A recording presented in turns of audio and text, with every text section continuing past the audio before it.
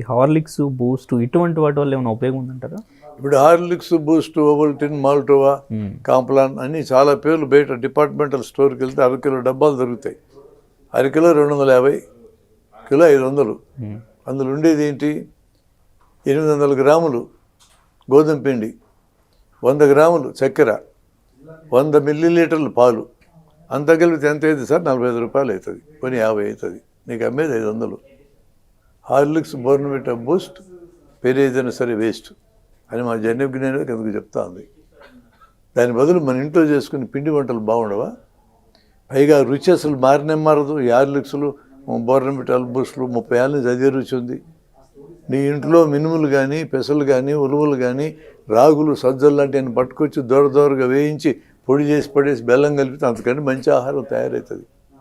నీ కిలో 80 రూపాయలకు వస్తుంది. ఎంత మంచి తిండి అయినా 500 ఎందుకు పెట్టాలండి?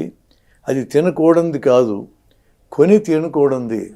ఎవడన్నా ఊరికి ఇస్తే తాగండి, కొని మాత్రం తాగొద్దని మేము సలహా ఇస్తాం.